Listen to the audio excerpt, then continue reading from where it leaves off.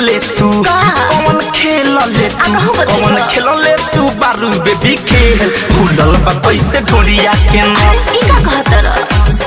कौन खेल ले तू बारू बेबी खेल फूलल बा कैसे ढोरिया के नस। अरे बस अरे तेरा चिखा दो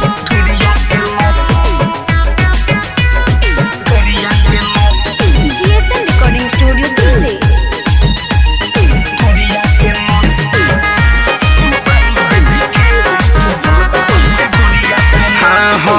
कहतनी काहे ना चतारू हचक के खाली में दवाई ठीक हो जाए पचक के। अरे ये कहाँ से बच की हो अरे पचक जाए काका भइल बा बताओ साफ साफ हो सच सच कोही भूलल बा अपने आप हो पूछ तार बातिया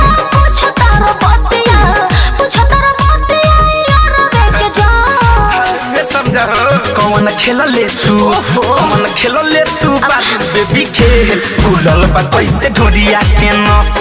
ना मन बा हाँ कौन खेल ले तू बारू बेबी खेल फूलल बा कैसे ढोरिया के नस का कही हो ढोरिया के नस ढोरिया के नस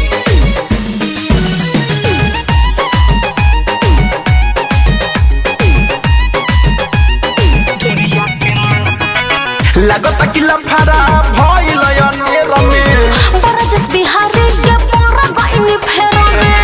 अरे उ त हो गई के रहे हो हाँ हाँ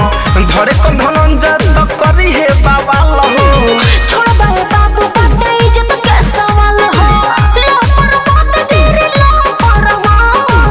लो पर मत गिरी हो में कास